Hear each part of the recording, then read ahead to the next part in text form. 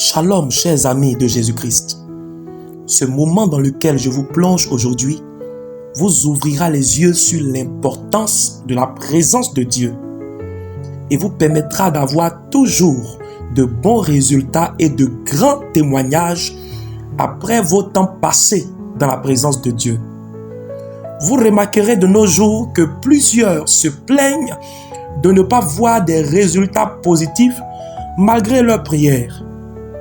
Si vous en faites partie, sachez une vérité importante. Il est bon de passer du temps dans la présence de Dieu, mais il est mieux de veiller sur les actions qu'on pose pendant qu'on est dans la présence de Dieu. Dieu tient compte de la qualité des actions que vous posez dans sa présence pendant le moment que vous passez avec lui.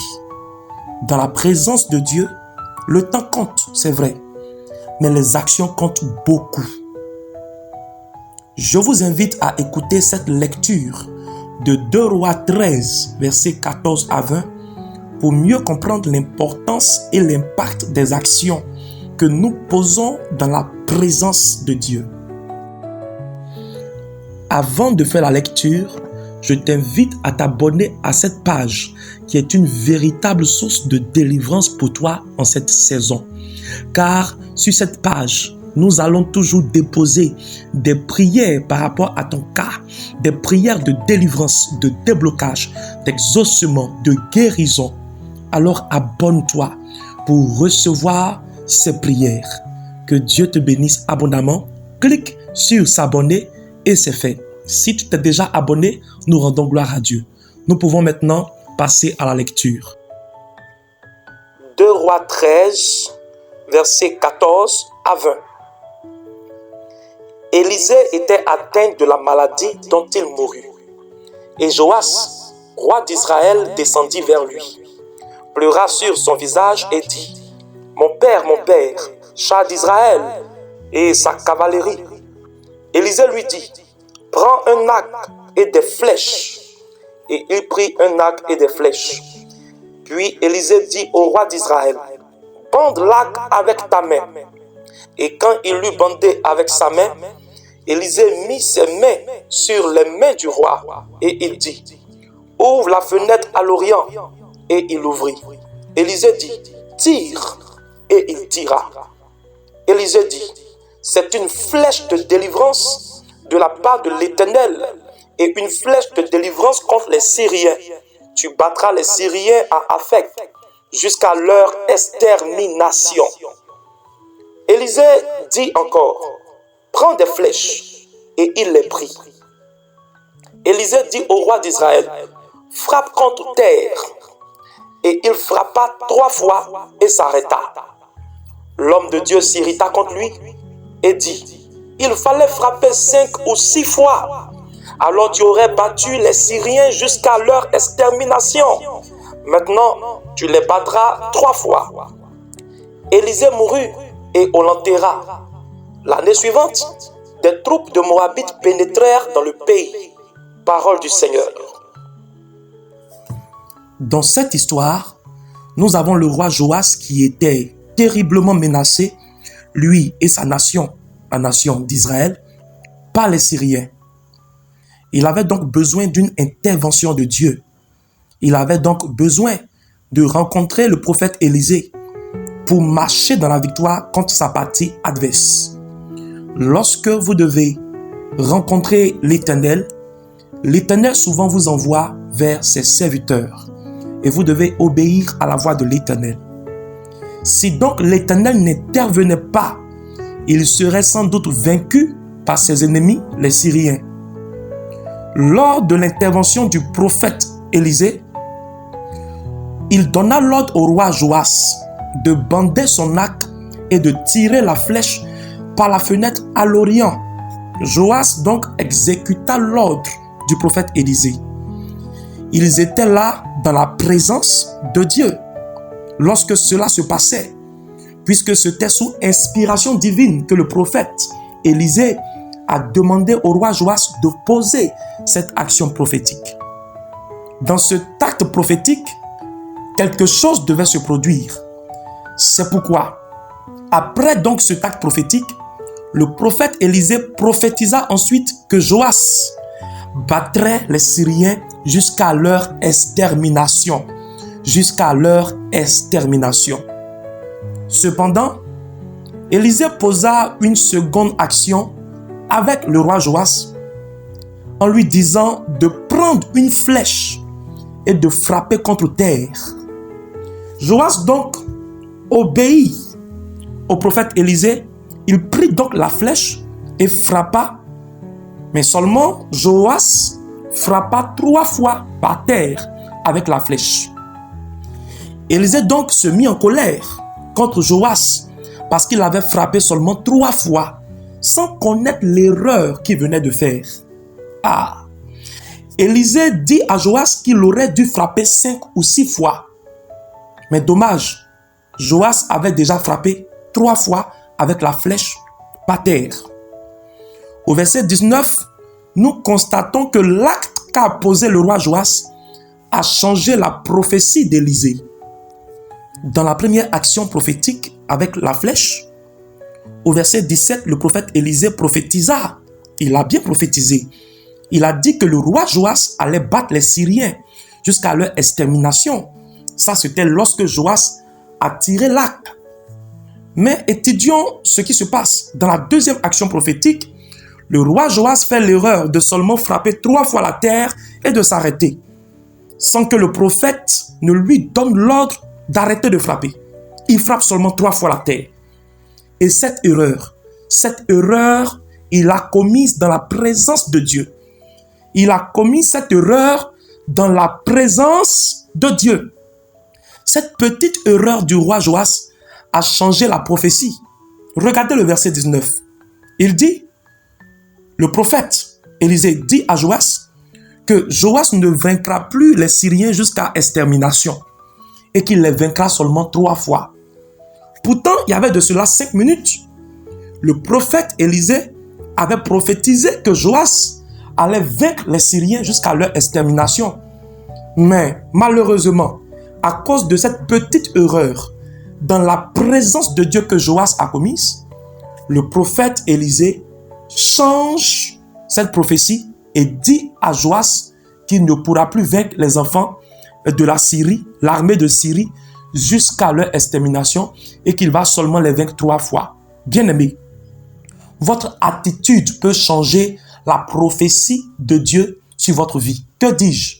Votre attitude ou vos actions dans la présence de Dieu, lors des prières, lors des déclarations, lors de la louange, lors de l'adoration, quand vous êtes dans la présence de Dieu, vos actions peuvent changer la prophétie donnée par Dieu sur votre vie. C'est vrai que Dieu a dit une chose glorieuse que vous allez vivre, mais Dieu peut changer cette prophétie à cause d'une action que vous n'aurez pas dû poser. Amen. Le roi Joas est l'exemple parfait d'une personne qui aurait pu se surpasser afin de réaliser la prophétie de Dieu sur sa vie. Mais hélas, il ne l'a pas fait. Quel effort devrait fournir Joas pour frapper la terre plusieurs fois? Quelle différence y a-t-il entre frapper la terre 3 fois et frapper la terre 5 ou 6 fois, comme l'a conseillé Élisée? Mais vous savez, cette toute petite erreur a limité la victoire de Joas. Cette petite erreur de ne pas frapper la terre jusqu'à ce que le prophète Élisée dise que c'en est assez, cette petite erreur de Joas de frapper la terre seulement 3 fois a limité sa victoire. Bien-aimés, lorsque vous êtes dans la présence de Dieu, il vous pousse à accomplir de petites choses. Lorsque vous êtes à l'église, lors du culte, lors des prières, l'Éternel vous pousse à accomplir de petites choses. Si vous n'avez pas assez de discernement, vous risquez de minimiser ces petites choses que Dieu vous a demandé de faire. Vous risquez même de murmurer en disant que ce n'est pas utile. Vous risquez de murmurer en décidant de faire ce que vous voulez. Vous risquez de murmurer et de ne pas faire plus. vous risquez de vous limiter à vos pensées au lieu d'obéir à la volonté de Dieu. Et vous savez, vous perdez de grandes victoires hors de l'église. Quand vous avez fini la prière, les programmes à l'église, et que vous marchez en fonction de vos choix et non de la volonté de Dieu, vous perdez de grandes victoires après l'église. Vous perdez de grandes victoires hors de l'église lorsque vous agissez ainsi dans l'église du Seigneur. Un effort supplémentaire en temps et en argent fera une énorme différence dans le royaume de Dieu. Vous devez donc apprendre à faire plus lorsque vous êtes dans la présence de Dieu. N'entrez pas dans la présence de Dieu avec un esprit de religiosité, mais entrez dans la présence de Dieu avec un esprit d'adoration. Vous devez apprendre à choquer Dieu, à marquer Dieu, à étonner Dieu, à faire du bien à Dieu, à faire plaisir à Dieu. Et vous savez, lorsqu'à chaque fois vous entrez dans la présence de Dieu avec ce genre d'objectif, bien aimé, vous irez avec Dieu de gloire en gloire. Je vous invite cette fois-ci à lire l'histoire d'Abel.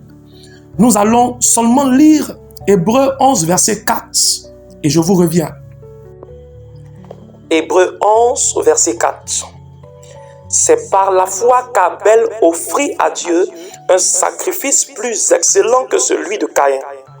C'est par elle qu'il fut déclaré juste, Dieu approuvant ses offrandes. Et c'est par elle qu'il parle encore, quoique mort. Parole du Seigneur. Dans l'histoire d'Abel et de Caïn, nous avons affaire à deux offrandes. Caïn qui offre à l'Éternel des fruits de la terre et Abel qui offre à l'Éternel des premiers-nés de son troupeau et de leur graisse. Notons bien que chacun a donné à partir du travail qu'il faisait. Caïn était un cultivateur. Il est normal qu'il donne des fruits, des salades, des légumes à Dieu. Et Abel était un berger. N'oubliez jamais cette vérité. L'histoire de Caïn et d'Abel me donne de tirer certaines vérités et de vous les donner maintenant même. Retenez ceci. Le problème n'est pas de donner, mais de savoir donner. Le problème, ce n'est pas de donner, mais vous devez connaître ce qu'on appelle l'art du donner. Ce que Dieu regarde, ce n'est pas l'offrande, bien aimé, mais plutôt la qualité de l'offrande que vous lui apportez. Nous nous souvenons que Jésus un jour était dans un temple et plusieurs personnes faisaient l'offrande à l'heure de l'offrande. Il a regardé une femme qui venait donner juste ce qu'elle avait, pendant que d'autres donnaient plus. Mais cette femme, c'est tout ce qu'elle avait. Jésus a dit qu'elle avait fait la meilleure offrande. Bien-aimé, ce que Dieu regarde, ce n'est pas l'offrande, mais plutôt la qualité de l'offrande que vous lui apportez. Caïn a fait une offrande de ce qu'il avait, mais sans vérifier la qualité de cette offrande. Abel, de son côté, a misé sur la qualité de son offrande, en faisant une offrande des premiers-nés de son troupeau et de leur graisse. La Bible précise et de leur graisse. Cela veut dire que ces animaux avaient un certain poids considérable. Ils étaient également en bonne santé et plus âgés, puisqu'ils étaient les premiers-nés. Donc, ils étaient plus âgés. Comprenez la qualité de l'offrande qu'Abel a fait.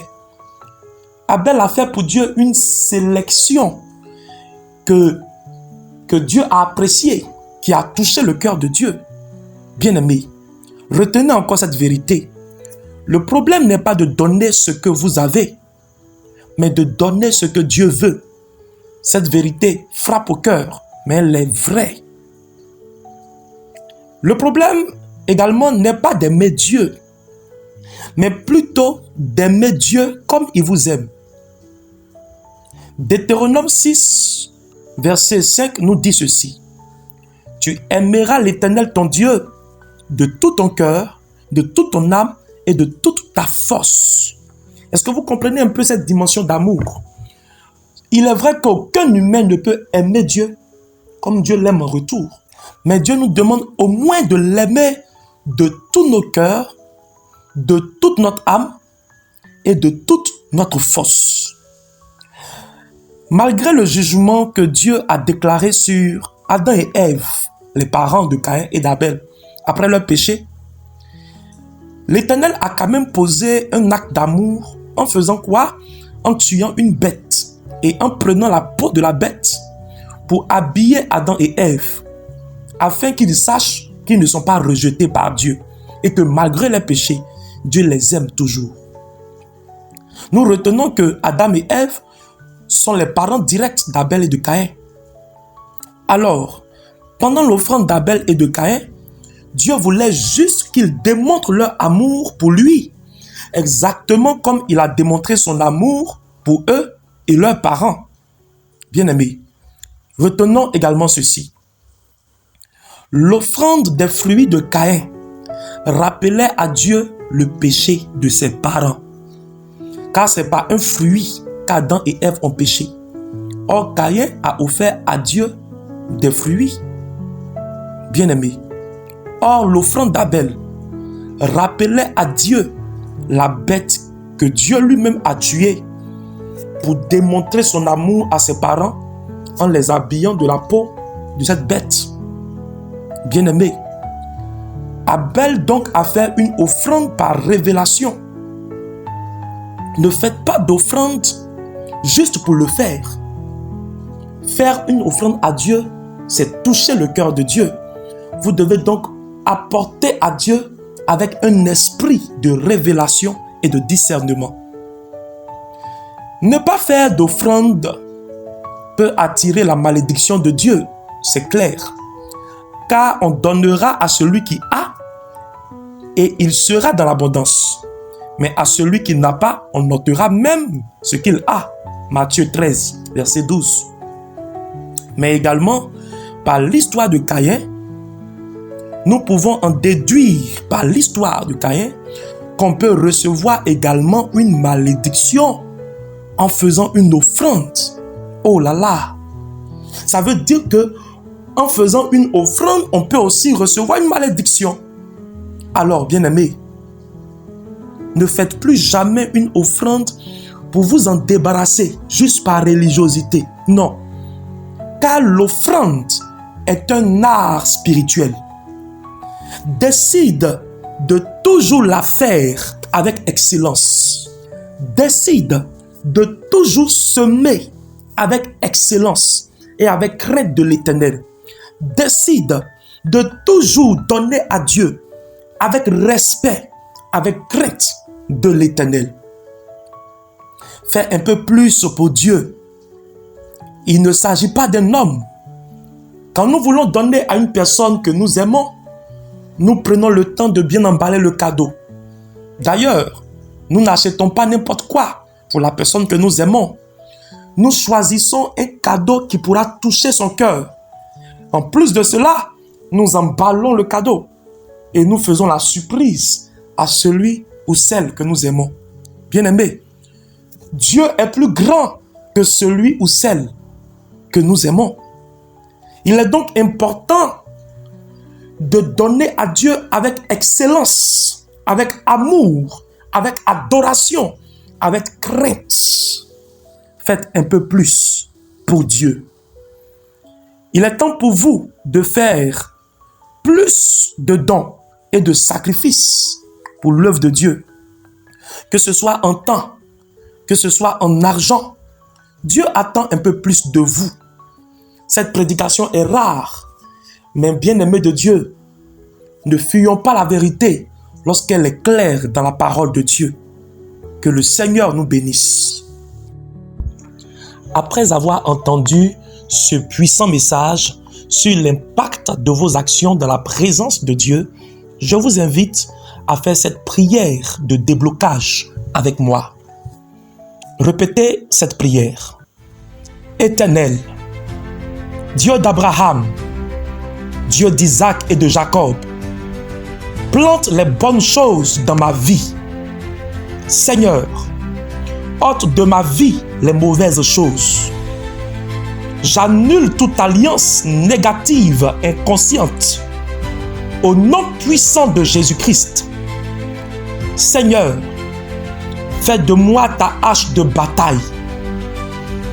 Que toute faiblesse spirituelle dans ma vie prenne fin tout de suite au nom de Jésus-Christ. Que tout échec financier dans ma vie prenne fin avec effet immédiat au nom de Jésus-Christ.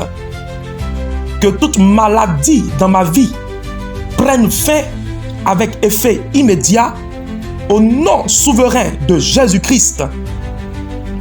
Que tout architecte des problèmes dans ma vie soit chassé par la puissance souveraine de Jésus-Christ. Je paralyse tous les loups spirituels œuvrant contre ma vie au nom supérieur de Jésus-Christ. Que tout ce qui m'empêche ma grandeur soit chassé loin de moi. Que tout raisonnement en moi qui m'empêche de semer dans la puissance de Dieu soit chassé loin de moi. Que toute parole dans mes pensées qui m'empêchait de faire plus pour Dieu soit totalement effacée par le sang salvateur de Jésus-Christ. Que tous les potentiels cachés en moi se manifestent tout de suite au nom de Jésus-Christ. Je parle maintenant à vous, les faux assistants. Je vous ordonne, au nom de Jésus-Christ, de me quitter. Vous qui combattez mes semences, vous qui me découragez dans mes offrandes, vous qui me conseillez à ne pas semer dans la présence de mon Dieu, sortez de ma vie. Au nom de Jésus-Christ, que toutes les transactions négatives qui affectaient négativement ma vie soient annulées dans le nom supérieur de Jésus-Christ. J'ordonne à tous les travaux des ténèbres exécutés dans le secret contre ma vie d'être exposés et d'être sans effet, dans le nom de Jésus-Christ. Je me délivre de tout esprit maléfique, de régression, de pauvreté et de malédiction. Je suis libéré, je suis délivré, je suis affranchi. Éternel, corrige-moi si ma vie prend un mauvais chemin. Corrige-moi dans l'amour, comme tu sais si bien le faire.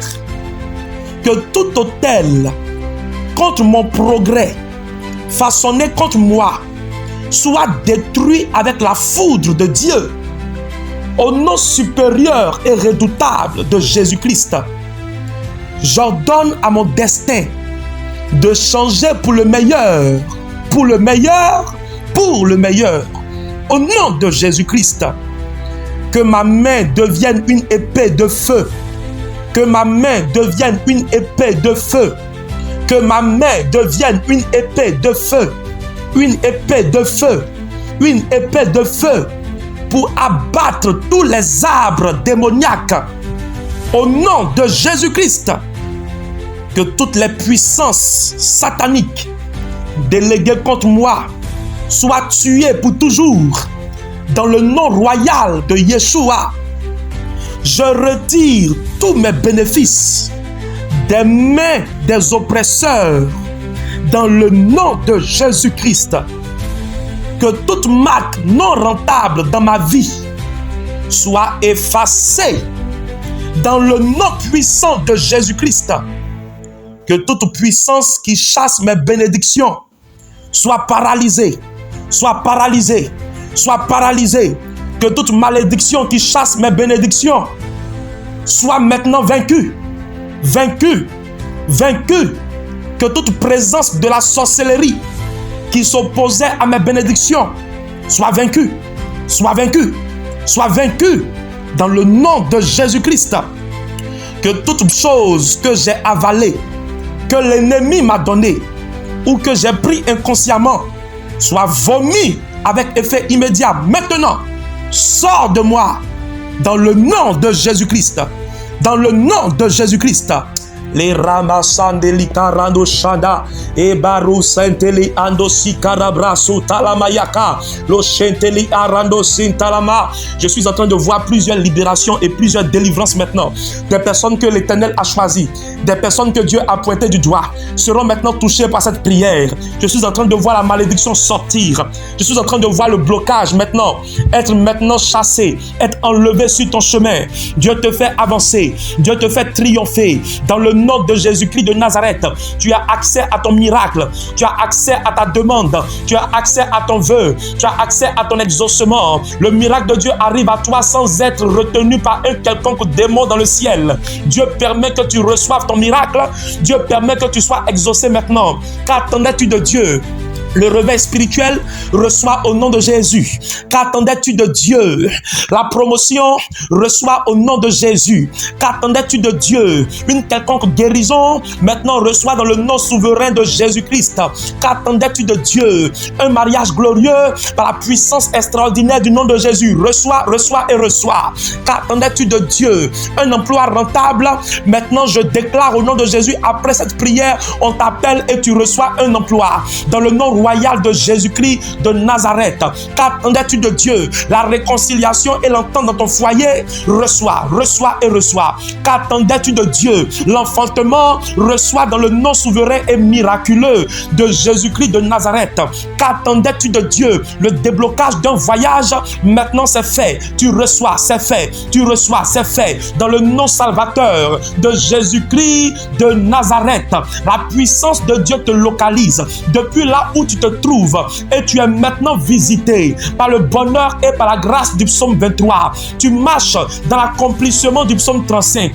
Car l'Éternel fait tomber tes ennemis dans la fosse qu'ils ont creusée contre toi. Reçois la bénédiction de l'Éternel et sois exaucé dans le nom puissant de Yeshua HaMashiach. Dis-moi Amen 7 fois et sois béni. Amen, Amen, Amen, Amen, Amen, Amen et Amen. Que Dieu te bénisse abondamment.